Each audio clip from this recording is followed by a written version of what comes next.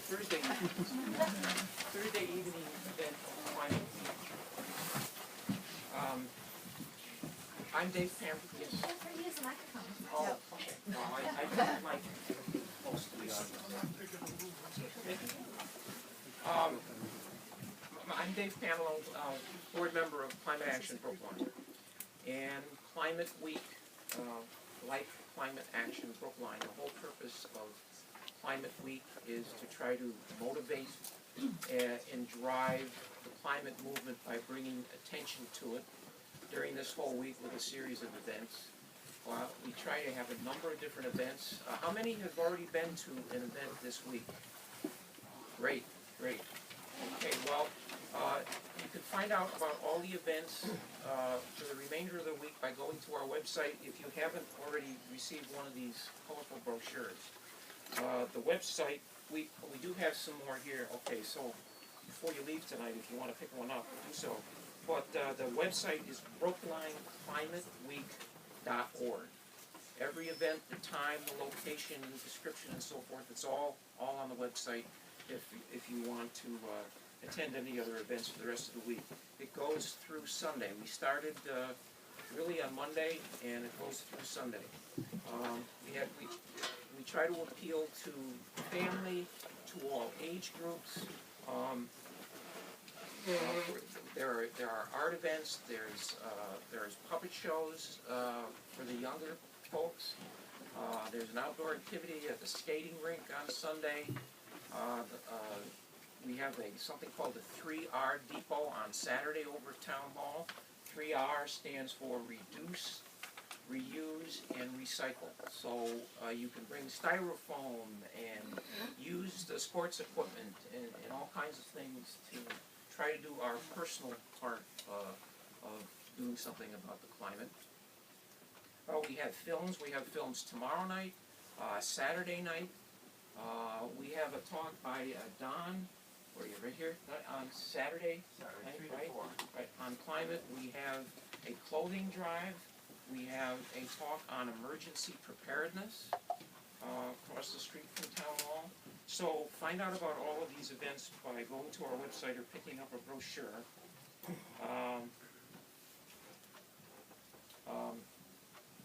As I said, the purpose of the week is inspire, inform, and facilitate. Now, Tuesday night, we saw a documentary film which was very inspiring about Timothy Christopher and someone who put his own neck on the line, if you will, and took some risks to try to preserve the sanctity of some federal lands that were being auctioned off for oil and gas development. So there was a story of leadership and personal commitment and personal effort. Last night we had a nice panel discussion involving the Undersecretary of Energy for the state of Massachusetts and a young activist, Craig Alkamos, the fellow who started Future Project. And it was a good discussion about public policy. And again, there was the question that came up over and over again, the issue of leadership and what the people who have the power to make big decisions and the politicians, what they're doing in terms of exercising leadership. And tonight we have Gwen Stevenson, a writer, speaking to us. And tonight is where we sort of connect some dots. The week started off with Martin Luther King Day. And the theme, one of the primary themes of this week is linking the idea of social justice to climate justice. And there isn't anyone, and we also have an event, an author event every year as one of the events in Climate Week, and we couldn't have found a better author to make that linkage between social justice and climate justice than Gwen Stevenson. Gwen is, he's an independent journalist and climate justice activist who has helped launch a statewide grassroots network, 350 Massachusetts. He is currently a contributing writer for The Nation magazine and is at work on a book about climate justice to be published in 2015 by Beacon Press, so we'll have him back for that.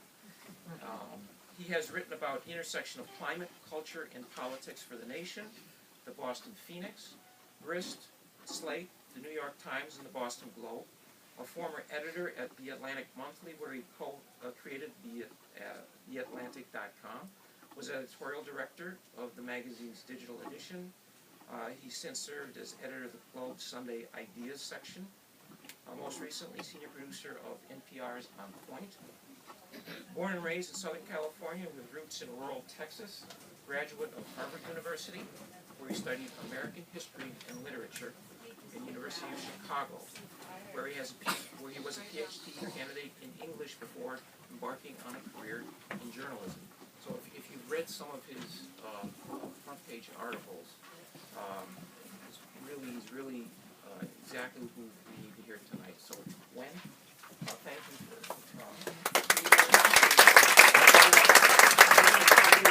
try to wrap it up by 8:30. So please hold your questions until Wen has a chance to go through his presentation. Yeah, you're good. Why just leave it? You can. I would recommend using the microphone. Yes. Yeah. Right. Yes. No, you can. Right if you want to hold it, that's totally fine. So, thank you for coming out on this refreshingly seasonable evening. I don't know about you, but I like it when winter feels like winter. And I'm gonna talk for about, I don't know, maybe 45 minutes or so. So settle in, try to keep you awake. And before I start, I want to let you in on a little secret, which some people find shocking.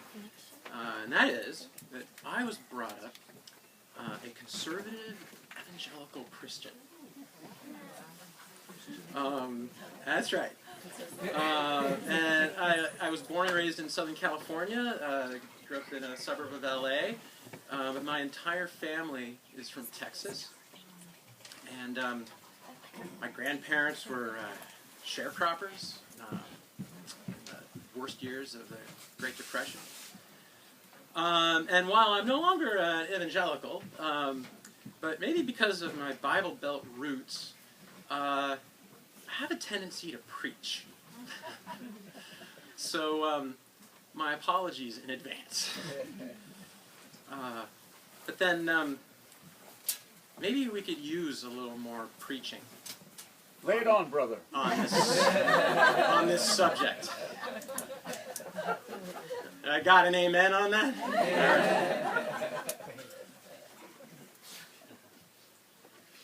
So I want to begin by quoting some famous words.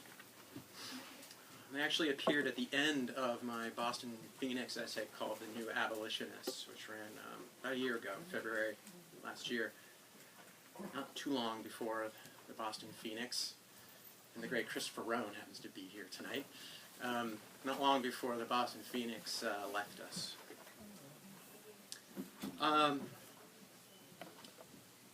these are those words. If there is no struggle, there is no progress. If there is no struggle, there is no progress. Those who profess to favor freedom and yet deprecate agitation are like men who want crops without plowing up the ground. They want rain without thunder and lightning. They want the ocean without the awful roar of its many waters. This struggle may be a moral one, or it may be a physical one. And it may be both moral and physical. But it must be a struggle. Power concedes nothing without a demand. It never did, and it never will. Frederick Douglass, 1857. Now, Frederick Douglass knew something about struggle. And those words, spoken by a man who was born a slave and who freed himself from slavery, are among the most radical ever spoken by an American. And tonight, I want to say a word for radicalism. I want to say a word for the radical and the role of the radical, okay, in the struggle for climate justice, for human rights, as we confront the greatest crisis humanity has ever faced. And yet, who am I to invoke the words of Frederick Douglass? I mean, seriously. Look at me. Who am I to speak of radicalism and slavery and abolition and human rights? I've never suffered racial or any other kind of oppression. I've never had to fight for my fundamental rights. I'm not even a radical, really. I mean, I don't really think of myself as one. All I want is a livable and just world, or at least a shot at a livable and just world. So who am I to quote Frederick Douglass? Well, I'll tell you who I am. I'm a human being. I'm the father of 2 young children, a 13-year-old son, almost 14, and a 9-year-old daughter, who face a deeply uncertain future on this planet. I'm a son. I'm a brother. I'm a citizen. And yes, I'm a journalist and an activist. And I am engaged in a struggle for the fate of humanity and of life on Earth. A struggle for justice on a global scale. A struggle for human dignity and human rights for my fellow human beings, beginning with the poorest and most vulnerable on the planet, far and near. And a struggle for my own children's future. But not only my children, all of our children, everywhere. A struggle for the survival of all that I love, all that I hold dear. Because that is what the fight for climate justice is. That's what it is. Because, I'm sorry, but this shit is real. It's real. This is really happening. We've raised the global average temperature by about 1 degree Celsius. And we've almost succeeded in melting the Arctic. 2 summers ago, about 80% of Arctic sea ice was gone. You count the area and the thickness. 80% or so. Last summer it crept back a bit, as it tends to do. But by one estimate, at least, we could have an ice-free Arctic summer by 2015. That's next year. Or more conservatively, by 2020 or 2025 or 2030. That's when the UK's Met Office figures that's a conservative prediction, 2030. And once the Arctic sea ice is gone, well, we don't really know what that's going to do to the climate, but it's safe to say that all bets are off. And that's just the Arctic. A recent study from Germany's Potsdam Institute for Climate Impact Research, one of the foremost climate research centers in the world, concluded that with warming of 3 degrees Celsius, which is considered the very low end of what's predicted for this century, 12% of the global population around mid-century or so. So, you know how many people are supposed to be on Earth by around then, right? So do the math. 12% will face what they call absolute water scarcity. Okay? And another 24% could face chronic scarcity, water scarcity. In other words, on our current trajectory, well within this century, more than a third of the human beings on the planet could face chronic or absolute water scarcity. And the last I checked, you need water to grow food. So any discussion of climate change at this point has to begin by acknowledging the sheer lateness of the hour, right? The fact that even with all the good things that are happening, and there are good things happening, as we know, but even so, if we stay on anything like our current trajectory, the kind of livable and just future that we all want is simply inconceivable. The international community, as we know, has committed to keeping the global temperature from rising more than 2 degrees Celsius above the pre-industrial average. But our leading climate scientists and energy experts are telling us that unless the world drastically and immediately changes course, with global emissions peaking by 2020 and then plummeting in the next 3 decades, so that we leave about 80% or more of fossil fuel reserves in the ground between now and 2050, unless that happens, we're headed for a temperature rise of 4 or 5 or even 6 degrees Celsius. Okay?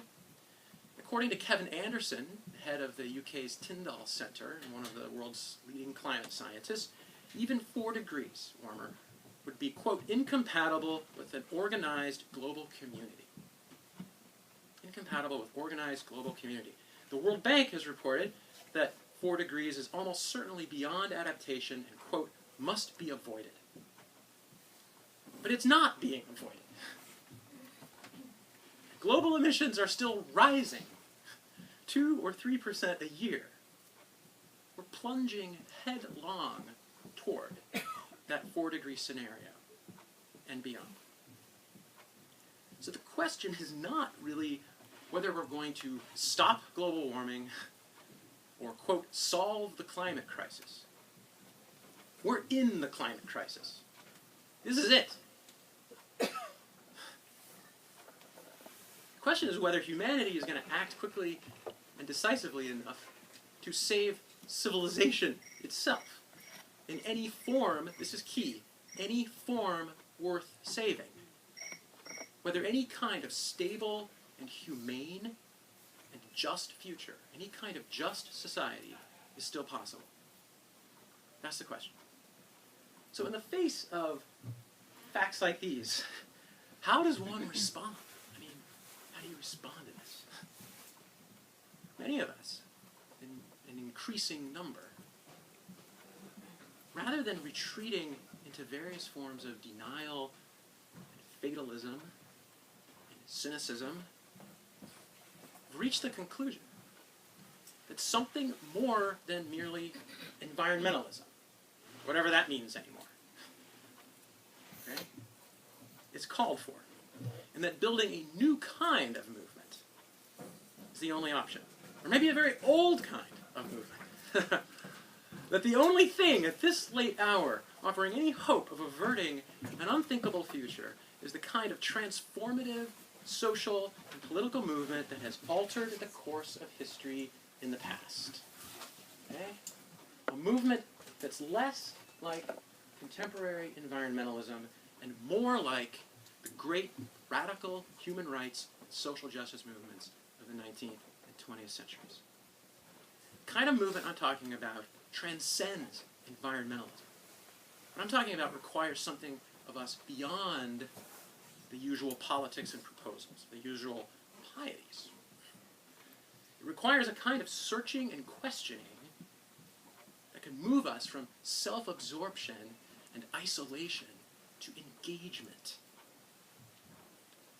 It requires us to find out who we really are and what we're made of, and then to act. In some cases, to lay everything on the line. everything. Some of you may have seen the cover story in The Nation that I had back in October about the East Texas tar sands blockade.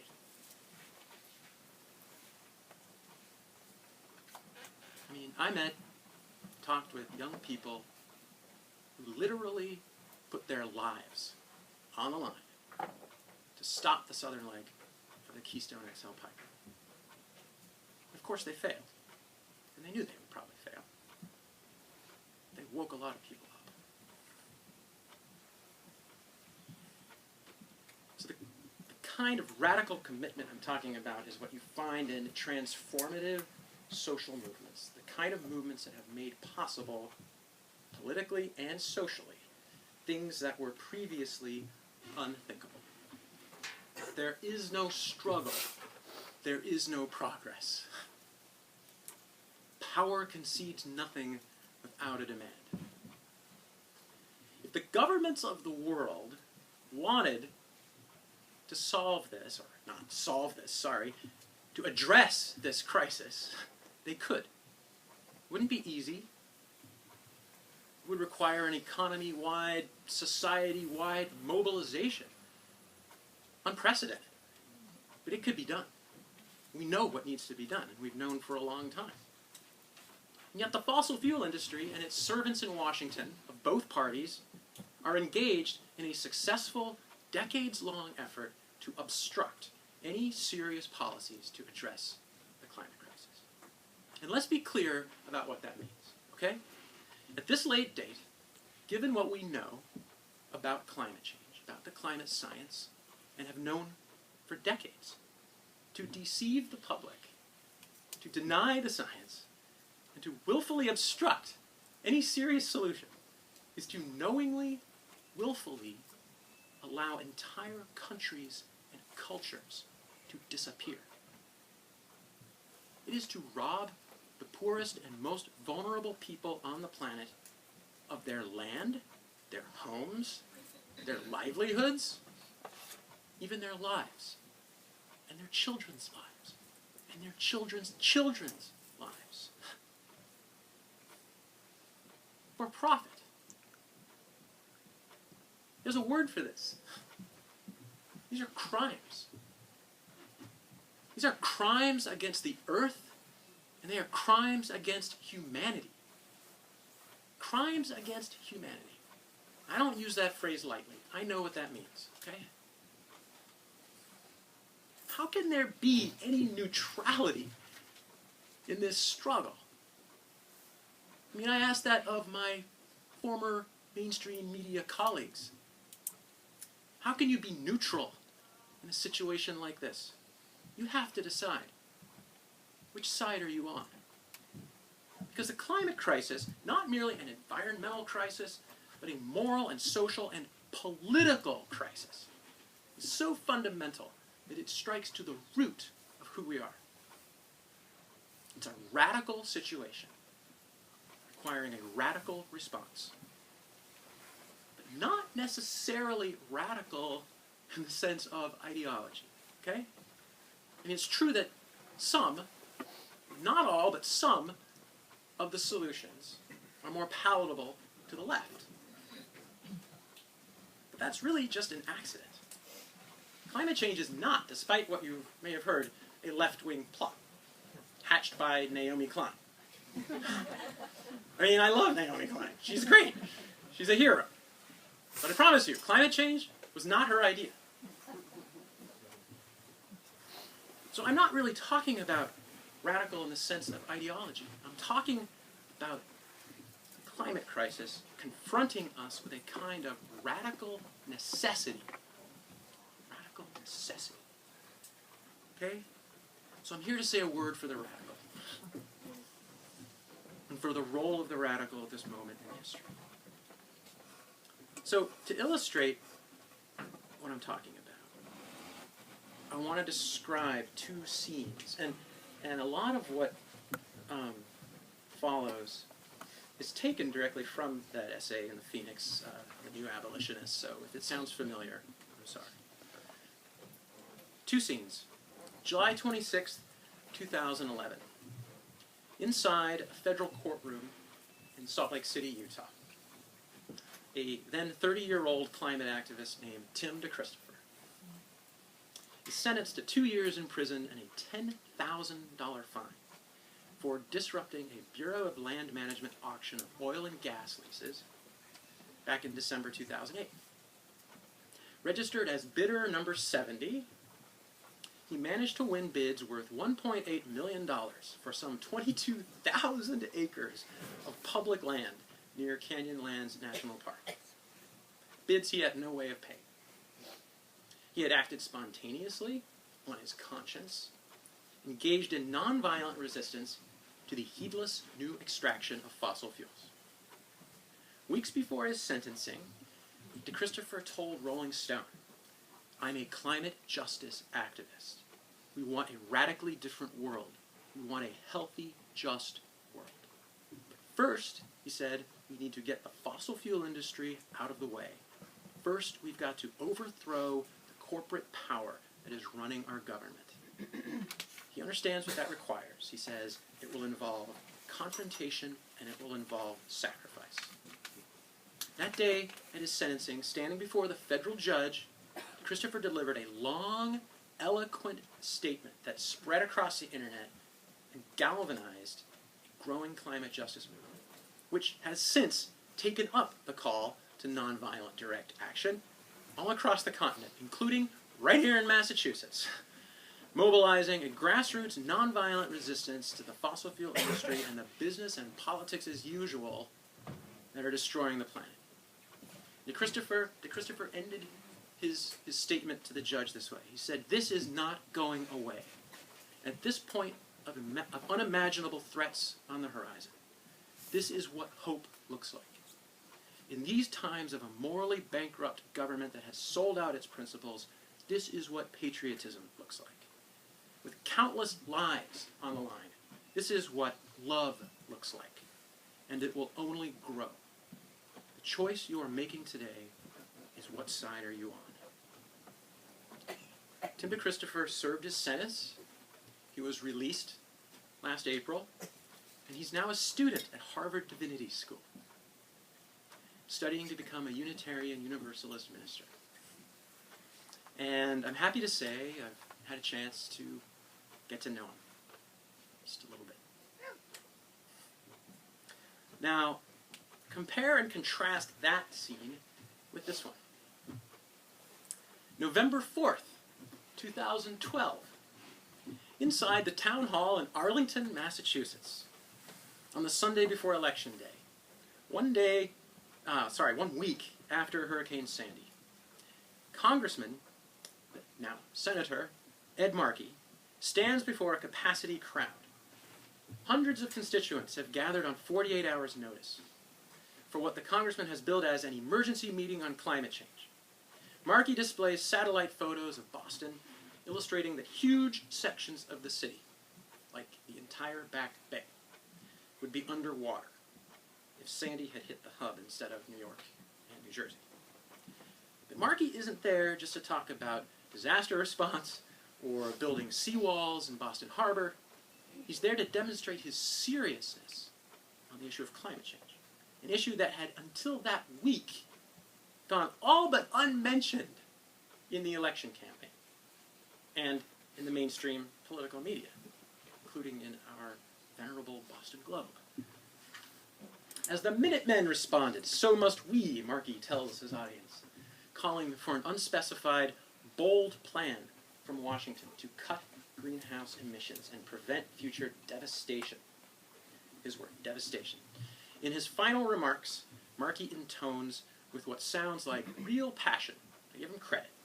The American Revolution, it started here. The abolitionist movement, it started here. The women's movement, it started here. The anti-Vietnam War movement, it started here. The Freedom Riders, going south in the 60s, they left on buses from here. Global warming is our generational challenge. The preceding generations accepted their challenges. Now, I don't want to pick on Ed Markey, all right? I mean, he really is one of the strongest climate champions in the United States Congress. And I voted for him. But I was there at Arlington Town Hall that day, and I had to wonder if Ed was as serious as he sounded about climate change. What kind of bold action would match the necessity of the moment and his rhetoric invoking the grand radical tradition in American history? Certainly nothing that he or any other politician in Washington has ever proposed, including especially President Obama, comes anywhere close to putting us on the emissions path that we need to be on, or in a position to negotiate internationally, which is what really matters. Not even close. As Bill McKibben writes in his most recent piece in Rolling Stone, if you want to understand how people will remember the Obama climate legacy, a few facts tell the tale. By the time Obama leaves office, the U.S. will pass Saudi Arabia as the planet's biggest oil producer, and Russia as the world's biggest producer of oil and gas combined. In the same years, even as we've begun to burn less coal at home, our coal exports have climbed to record highs.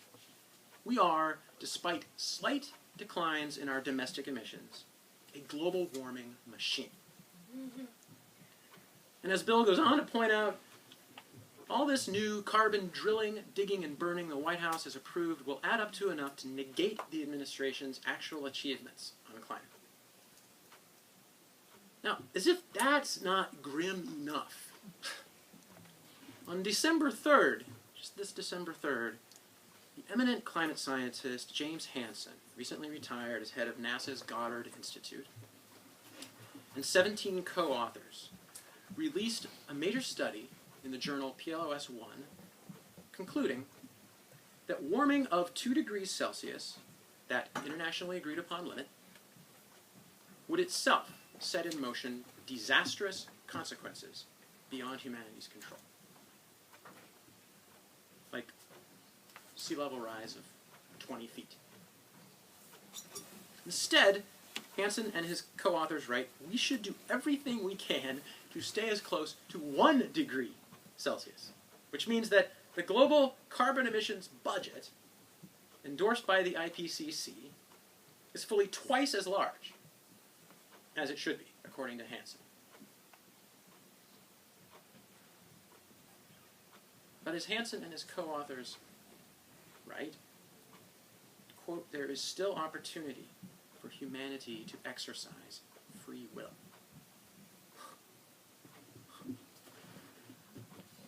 Now it seems fairly obvious, to me anyway, that the reason we don't hear politicians or the very serious people in our media talking, at least publicly, about this situation, the true gravity of it, is that to grapple with this in any real way, to propose anything that would actually begin to address it with the necessary urgency at the national and global level, would simply sound too extreme, if not outright crazy, to the very serious people in Washington and in our national media.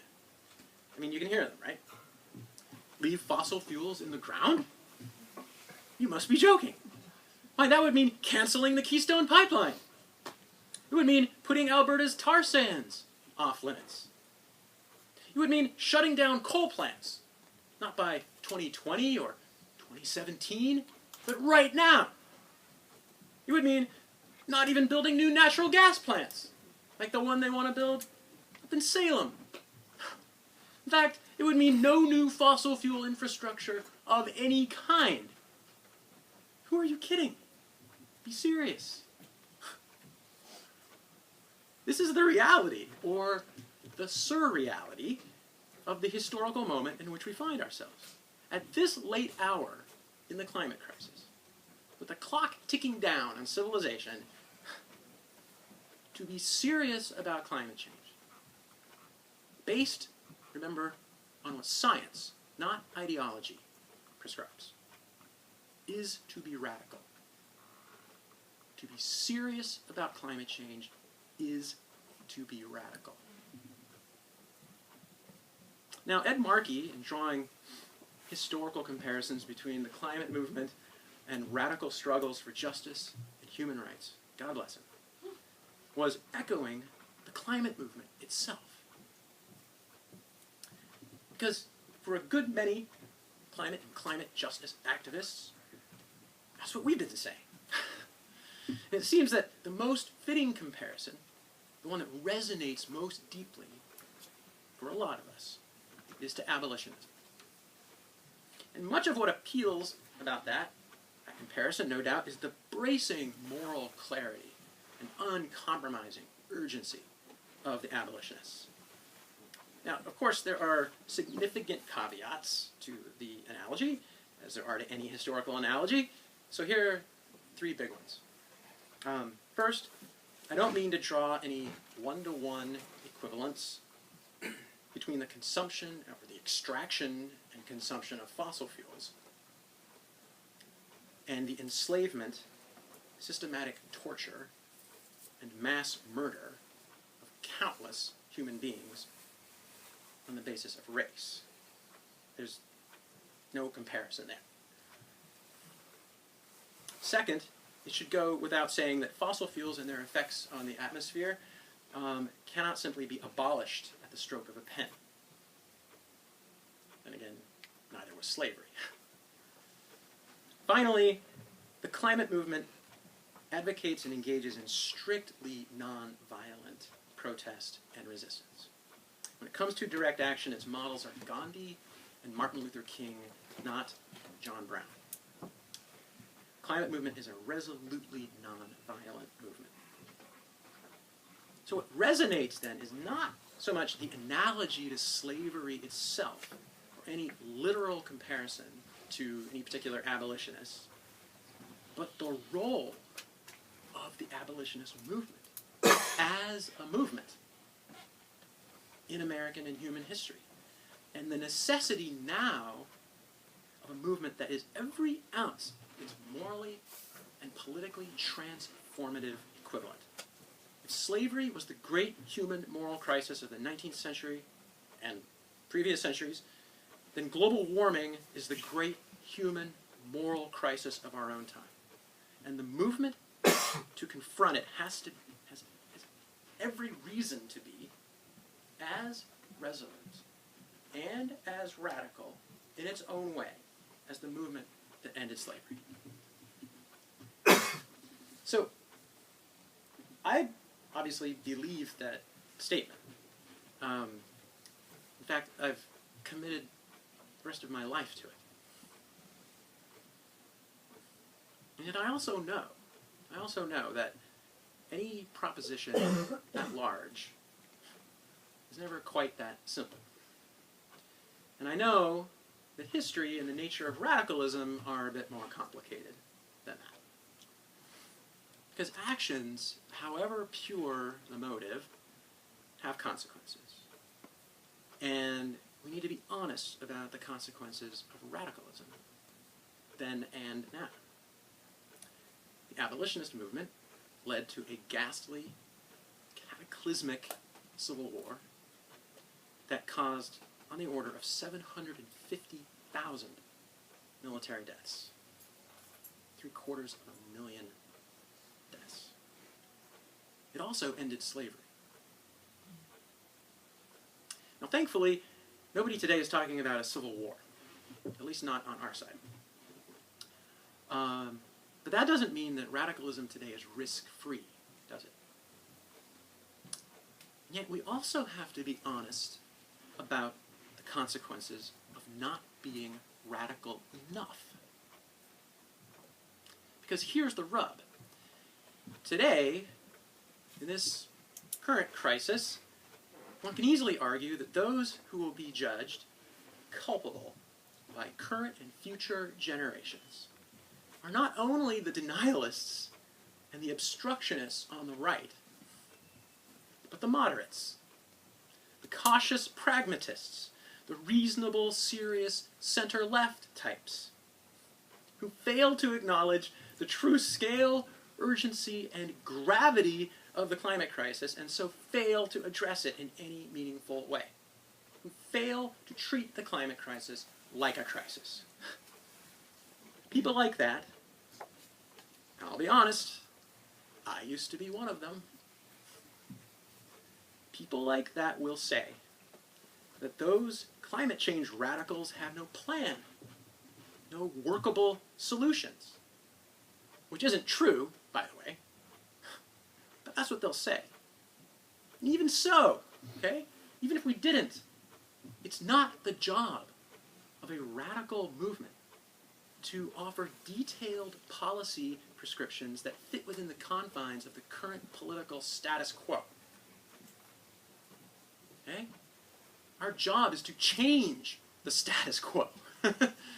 As Naomi Klein says, the job of a radical movement is to move the center, right? As Tim de Christopher put it, you can't move the center from the center. You have to go to the edge and push. And I would add, you have to push hard. The movement's job is to tell the truth, however extreme, and to force those in power to recognize that even the outer limit of what our current politics will allow, a modest carbon tax, for example, is utterly inadequate to the crisis. Our job is to force that reckoning. Force that reckoning. So yes, radicalism still carries risks, as it always has. There could be violence. There could be social unrest. Ask anyone who remembers the 60s and early 70s. I know. But today, the risks are really mainly short-term political risks. And at a moment when the possibility of any near-term political breakthrough, when the leadership of the House of Representatives will not even allow a price on carbon to be discussed, okay, we have to ask, by being radical, are we actually risking anything politically meaningful at all? Meanwhile, the risks of moderation, of accepting and working within our current political constraints, are infinitely more grave. Okay? They're a matter of life, death, and suffering for untold billions of human beings. If we can't radically alter our politics, radically expand the limits of what's politically possible, as the abolitionists did in their day, then we might as well not even talk about climate action. We might as well change the channel, drift back to sleep, and pray that this is all a bad dream. So let's pause there for a moment and think about everything I've just said. It's not easy, actually, to get up and talk about the end of the world. It's hard. Coming to grips with the climate crisis is hard. A friend of mine, climate movement, says it's like walking around with a knife in your chest. I couldn't agree more. So this is the situation we face. And yeah, trust me, I know full well how it sounds. How this talk of a radical movement and radical political transformation and all of that, I know how that sounds. I spent the last 20 years observing and writing about American culture and politics. Okay? I know how it sounds. I get it. I know. And yet here I am anyway. Because I also know that abolishing slavery sounded radical and hopeless and naive in 1857. When Frederick Douglass spoke of struggle. Ending Jim Crow sounded hopeless and naive in 1955 when Rosa Parks stayed in her seat on that bus in Montgomery.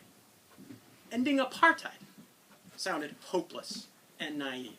In 1962, when Nelson Mandela went to prison in South Africa. For that matter, even stopping the Keystone Pipeline sounded hopeless and naive just 2.5 years ago. And now, it's an actual possibility. Yes, it's just one pipeline. One very big, very dangerous, very symbolic pipeline. And yeah, Montgomery, Alabama was just one city. So history says, never quit. Never give up. But the science, keep coming back to the science. And the science keeps telling us just how late it is. And it's true. I mean, we have to be honest with ourselves. After all, what good is a movement that can't even be honest with itself about the situation it faces? We have to be honest. And we have to ask ourselves, given the facts of the situation, what it is that we're really fighting for. Because it's one thing to say that we need a radical climate justice movement. It's another thing to define what climate justice even means at this late date, this moment.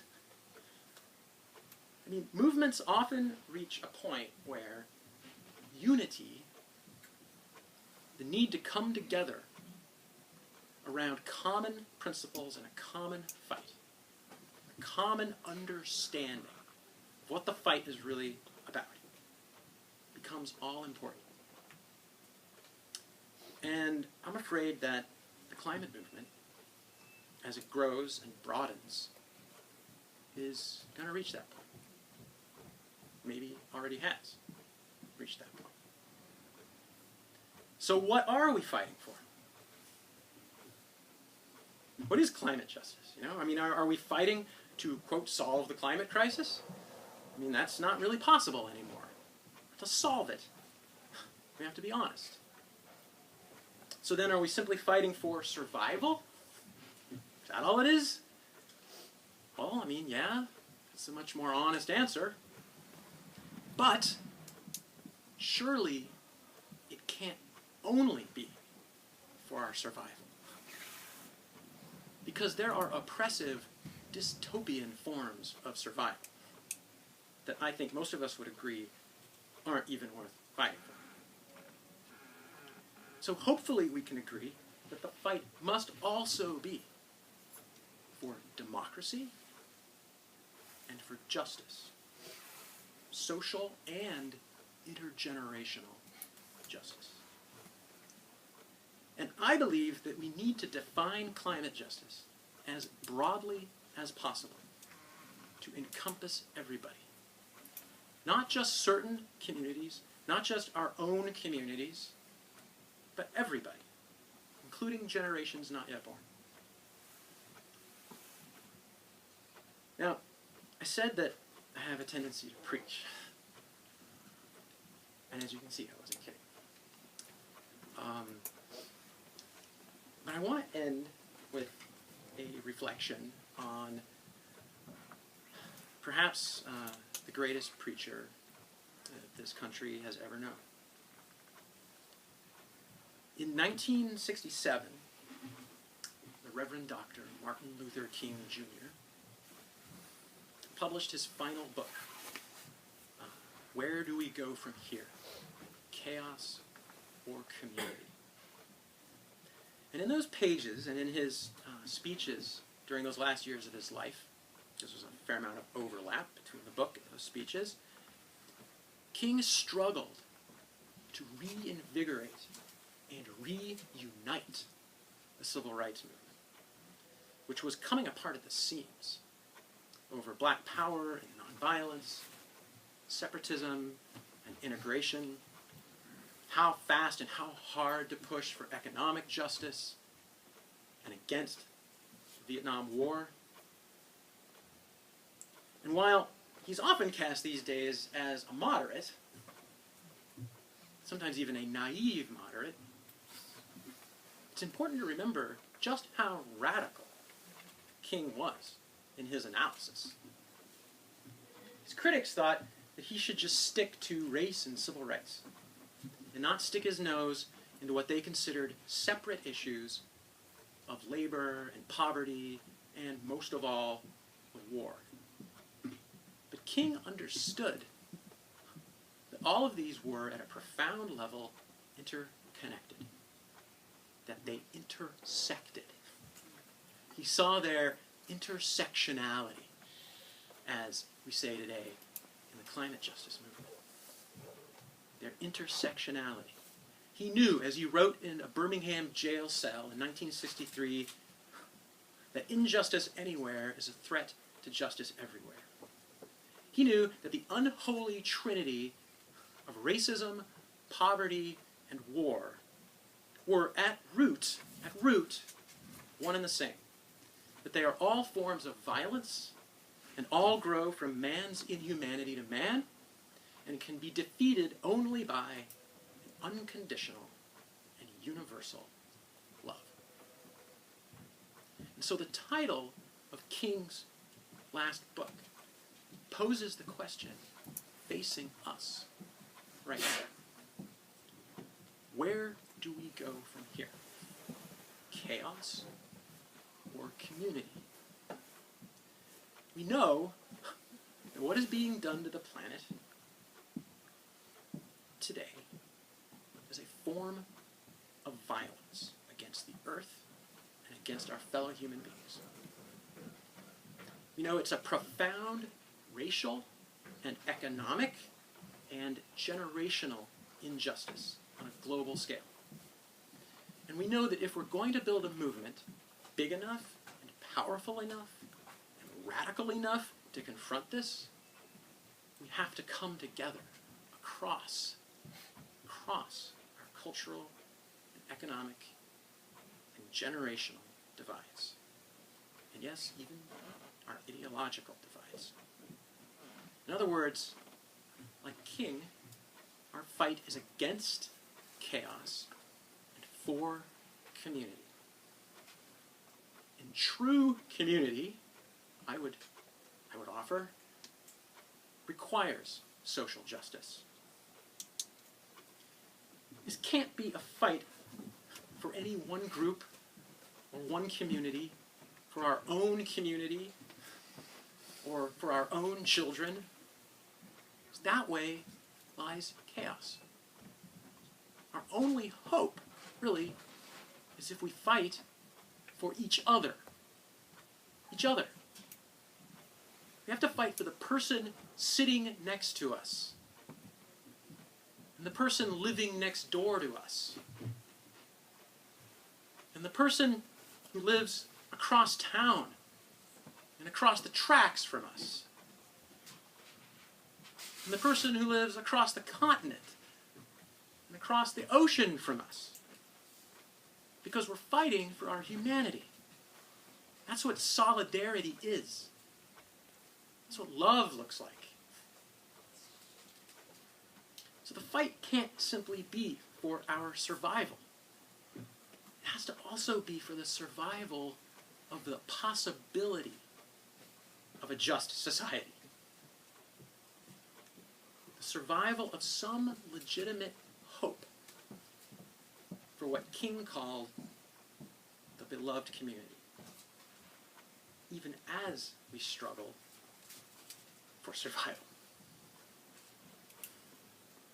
And at the end of that book, in those final pages, King wrote, "Every nation must now develop an overriding loyalty to mankind as a whole in order to preserve the best in their individual societies. This call for a worldwide fellowship that lifts neighborly concern beyond one's tribe, race, class, and nation is in reality a call for an all-embracing and unconditional love. This often misunderstood and misinterpreted concept has now become an absolute necessity for the survival of mankind. Of course, King went on in that unforgettable final paragraph, using words he'd previously used at Riverside Church in Manhattan earlier that year. We are now faced with the fact that tomorrow is today. We are confronted with the fierce urgency of now. In this unfolding conundrum of life and history, there is such a thing as being too late.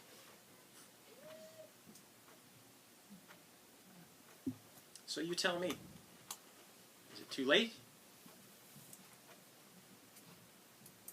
We know what the science says. What does your heart say? What does your conscience say? What does too late even mean? Too late for what? Is it ever too late?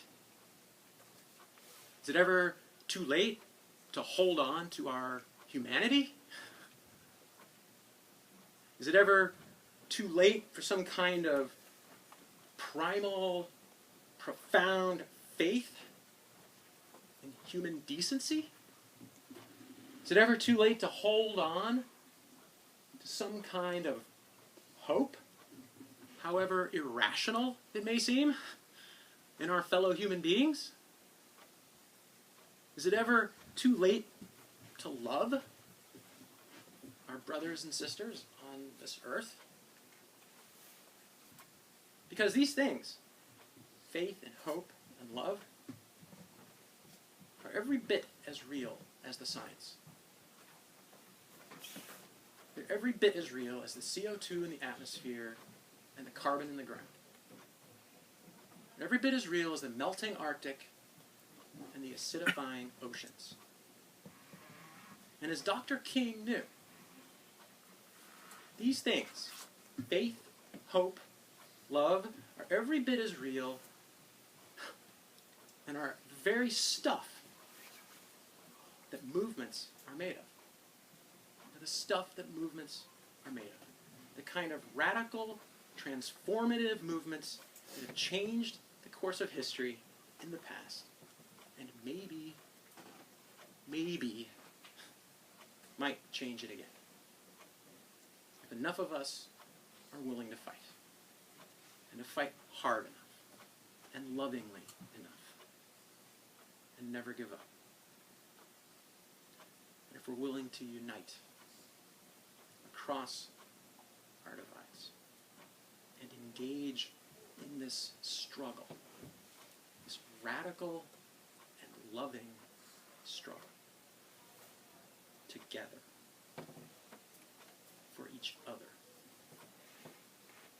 For each other.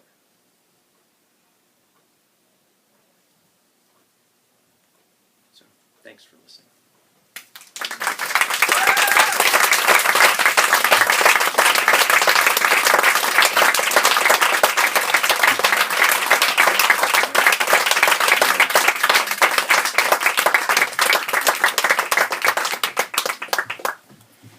Oh, sure. Anyone has some comments or questions?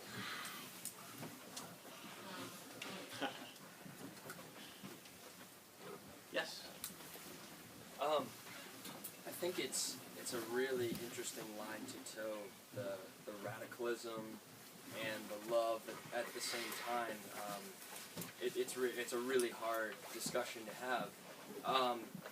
When I think about huge paradigm shifts in the United States, at least, in recent years, I think of after 2001 with September 11th, and that was the greatest change, I think, in our culture in terms of how we behave and how we act and think about our world. And when I think about what drove people at that time, it was mostly fear. And I feel like our country is very much fueled and driven by fear. How can we, and it's a very real feeling, and that's what this is all about as well. How can we allow humans, especially those that are privileged and educated about this the most, that are realizing this fear, how can we get them to embody that fear and that really powerful driving force, but act in love at the same time. Right. Well, I mean, I think actually those emotions are,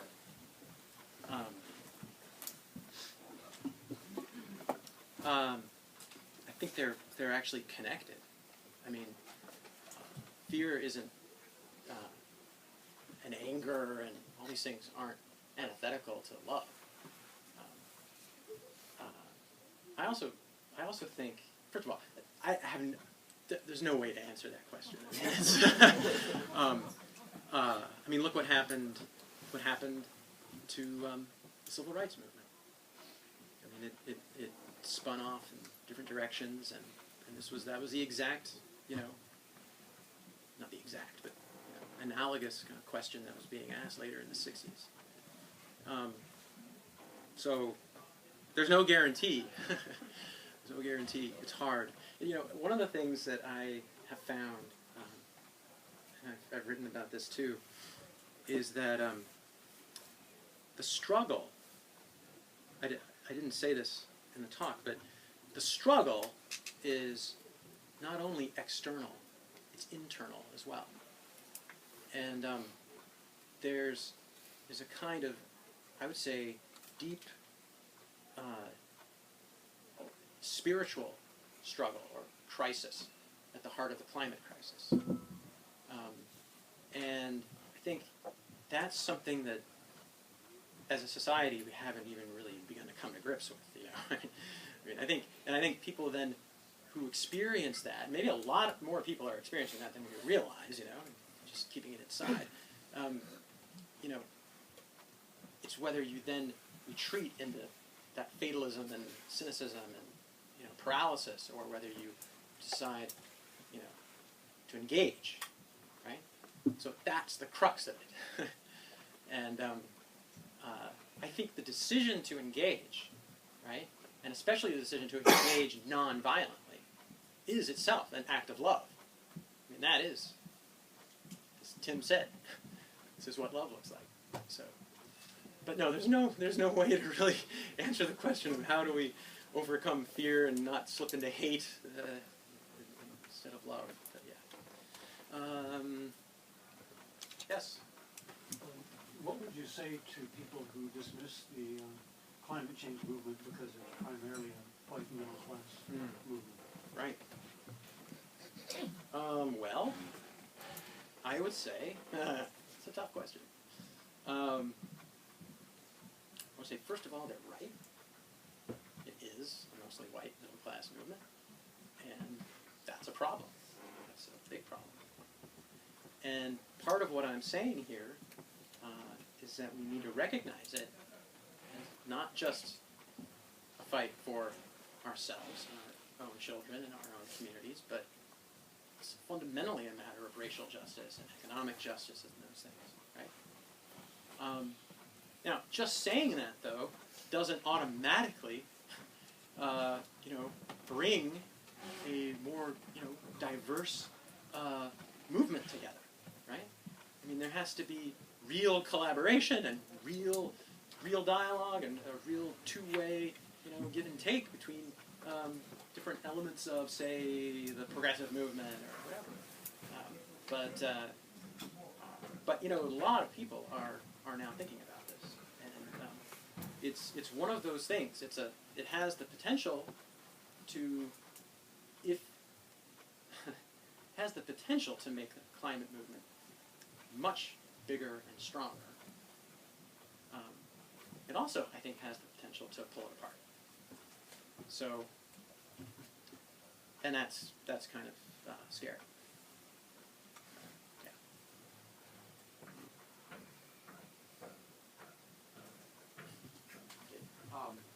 To the first question there about fear.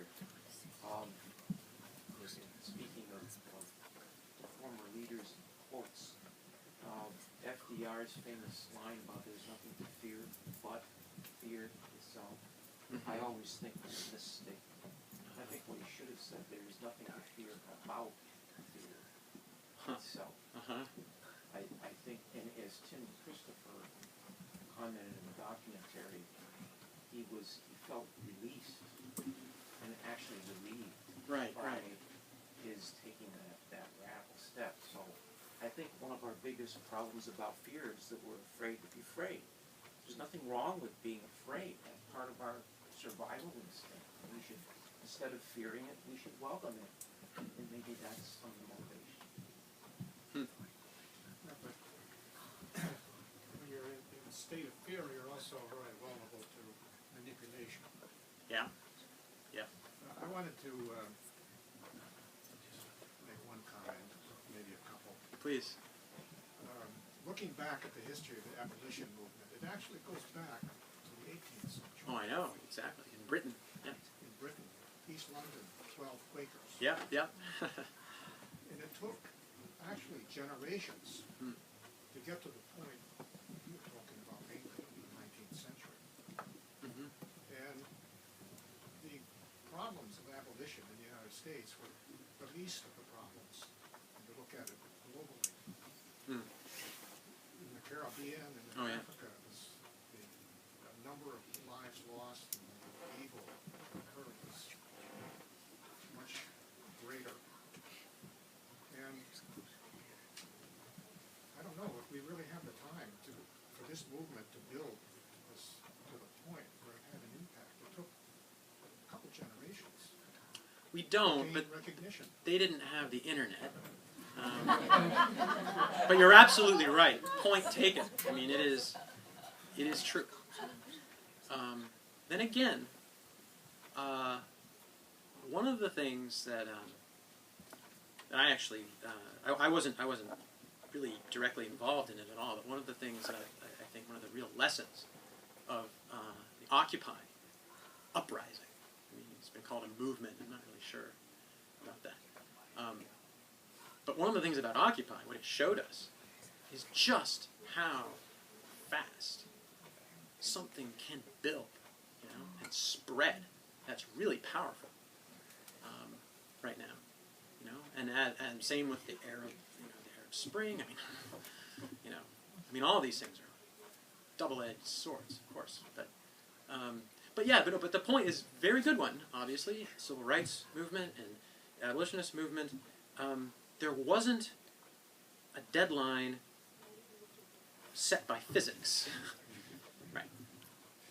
So Actually, if you compare the civil rights movement and the March on Washington, particularly at that time, which I remember, I was there, and what happened with this uprising, to me, a major difference, and it goes back to what we discussed last night about opportunities for leadership, is immediately preceding the March on Washington, there was a meeting in the White House, and I remember reading in the paper, the White House was on board. I said to my parents, I'm going. And there wasn't that kind of leadership here. well, not in Occupy, right? Really, very different type of thing. It really brought out Yeah. the center. Made it Yeah, yeah. Well, you know, again, I mean, something like, see, okay, so I don't really want to get into a taxonomy of sort of, or delineating the spectrum of the climate movement, who's more radical and who's more mainstream or whatever, but something, you know, like Forward on Climate rally in Washington last year in February. You know, it was a pretty good analog. I mean,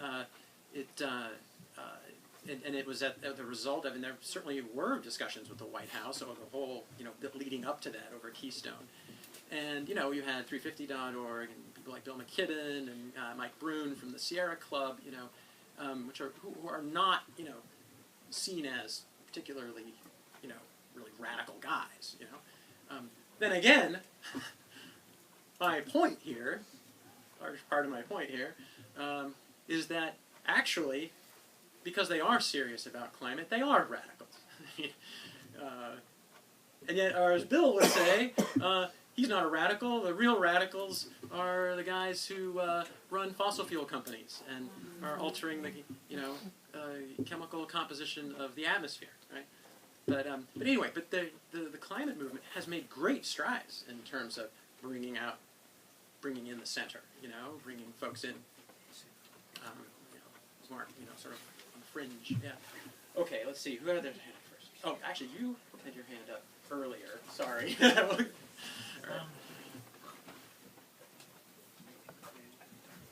I guess going back to your point, you can't argue with physics. The point that Bill McKibben likes to make as well. I think that we can be pretty sure that there are going to be some very painful consequences and adjustments that we have to face. And I think we can be pretty sure that the people who are today leading the denial and the profiteering and whatever, and trying to buy the democracy of the country, are going to come up with all manner of schemes and proposals that ultimately will be trying to offer some small part of us a bit of a lifeboat, a little triage that might do in 2/3 of the world's population, but will try to preserve us. And I think what you were talking about before strikes such a chord, because it's only if we understand it, our movement understands down to its core that this is a struggle for all of us, and that it's a struggle for democracy and for equality, that they're not different struggles, that they're intermeshed. Unless we understand that down to our core and in our work, we are going to crash on those rocks and start grabbing at the lifeboats and working towards the dystopian future that you've raised the possibility of. So, thank you for a very clear thought and model comments. Thanks. Okay, who had your hand up first? Yeah. Actually, I think you did. Okay.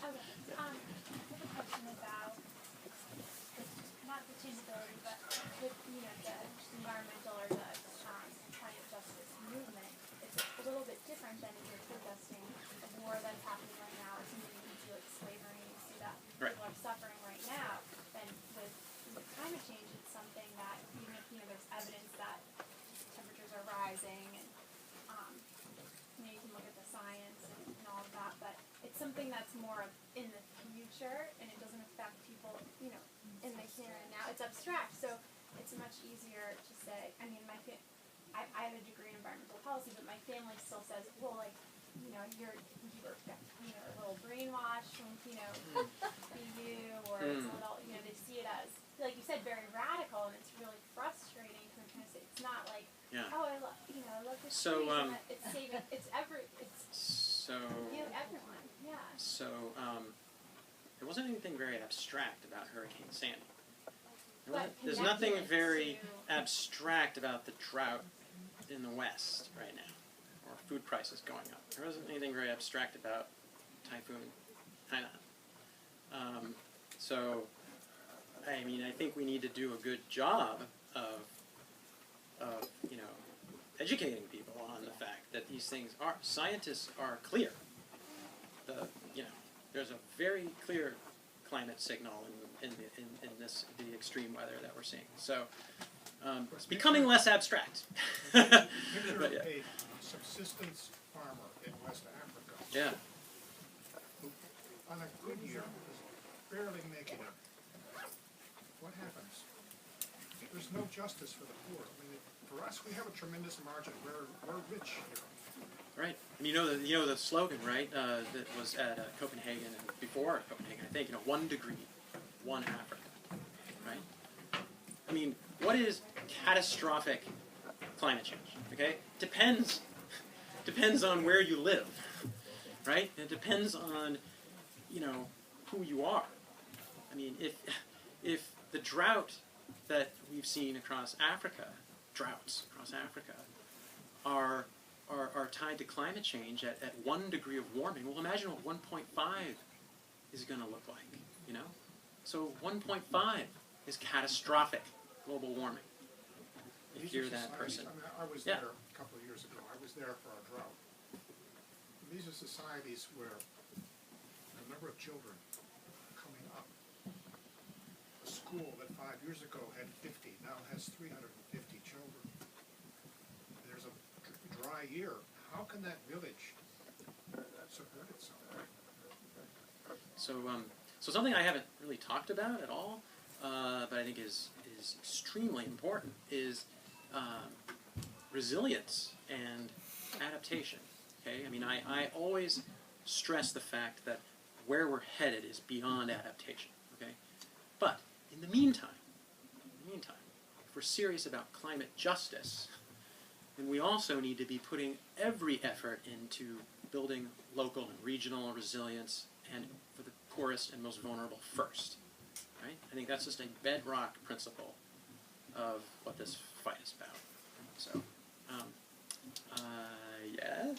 I'm actually glad that you went first, because what I was going to say was kind of talking to the question about how to address critics of the climate movement who say it's only white middle class folks. And I think our challenge then is to uplift the voices of the people who are on the front lines, because there are certainly a number of frontline communities that are struggling with these things every single day. And there are leaders and people who are organizing and doing amazing work.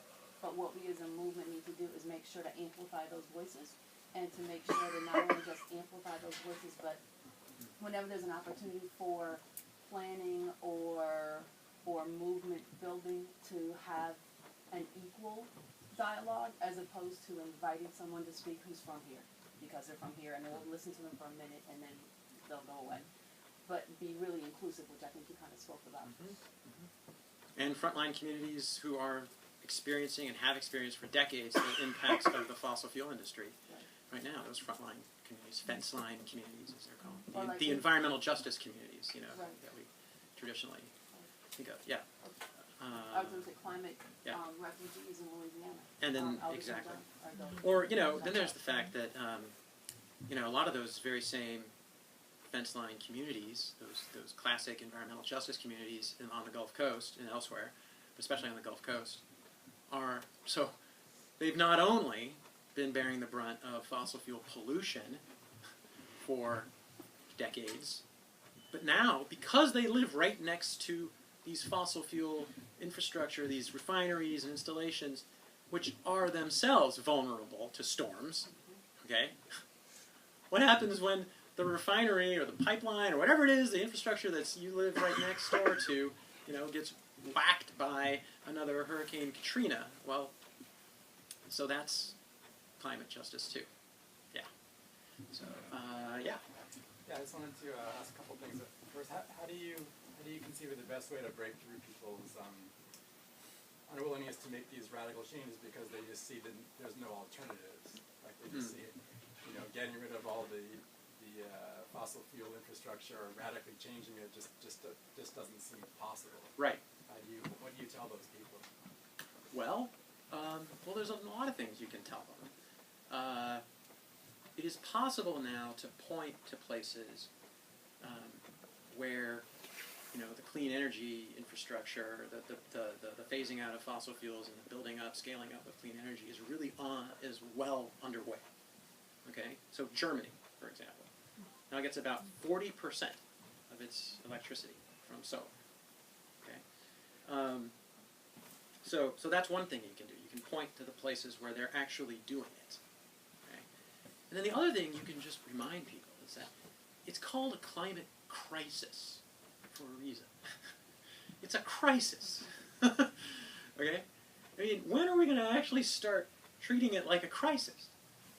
You know, World War II was a crisis. Did anybody think that, you know, the President of the United States would sit down with the big three automakers and, you know, tell them they're no longer going to be making cars? That, you know, now they're going to be making tanks? Well, that's what Roosevelt did, right? I mean, so there are things that you can do when, you know, your survival is at stake that you wouldn't necessarily do under sort of business as usual scenarios, okay? So another, you know, a guy like Joe Rahm at Climate Progress, at one of the, you know, leading climate and energy experts in the country, you know, he's really mapped it out, and he said, look, this would require a full-scale societal mobilization to do this in the time required. But it's possible. A lot of serious people believe it is possible, right? What we lack is the political will to actually do it.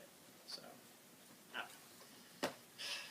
it does seem impossible, I just think it's hard for a lot of people, myself sometimes included, to envision, living the way we do with just renewable energy. Maybe it's not possible. Maybe that type of a change is what we need. Well, let me ask you this. I mean, how many of you in the room are willing to accept a lower standard of living in order to save humanity? Me too. In fact, I already do.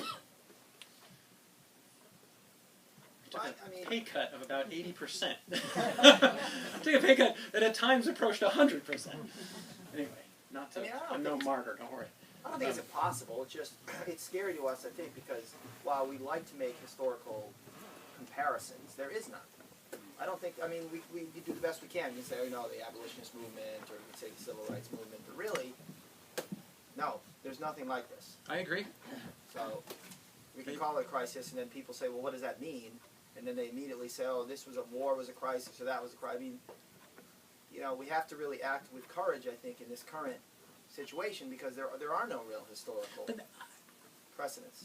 Obviously I agree with you that it's unprecedented, but I do think it helps to know that there have been times when what was considered politically and socially truly unthinkable, freedom for Africans in this country, all right?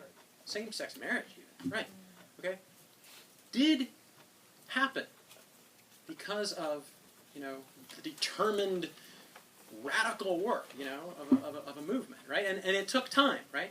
We don't have that much time, right? But still, I think it helps to know that. And I think it helps to know that in a true crisis like the Second World War, that things that were previously just unimaginable were able to happen. So you're right, of course it's unprecedented. But there have been times in our history when we have risen to incredible challenges, and pulled it off. Look, I want to believe, I want to believe. So shouldn't Yeah. the climate movement be taking it to the streets more? It comes across to me as somewhat intellectualized. Wow. That, yeah, and it is taking it to the streets. It is taking Oh it to the yeah, streets. oh yeah. On We a haven't gotten the daily media basis. attention that, well, not on a daily basis, but the civil rights movement didn't take it to the streets on a daily basis. But yeah, and then even more so. It's going to even more so in the coming year. So oh yeah, there've been large rallies, protests, civil disobedience, direct action all over the country. I understand So, that, but it doesn't seem to happen on a daily basis. Oh, I would love for it to happen on a daily basis. Why don't you help? Yeah. We're sending these around, Len, for the February 8th. Okay, February 8th up in Salem. Yeah, you're part of Big, our movement. yeah. Right? We need everybody involved. We're Yeah. sending around. No, sir, I don't mean to be flip about it. But yeah, so right here in Massachusetts, 350 Massachusetts, which is kind of like the heart of the grassroots climate movement around here, has mobilized a lot of rallies and out in the streets. Now, not on a daily basis. We don't have that kind of capacity yet, But yeah. So there's a Salem Harbor on February 8th. There's going to be a big mobilization up there to protest the new gas plant that's being proposed to replace the coal plant. So I'll see you all there. Well, folks, it's 8:30. I want to thank Wenz for truly.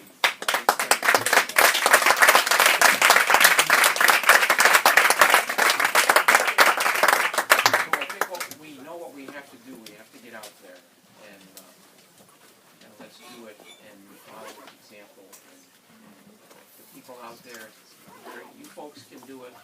And thank you for coming tonight.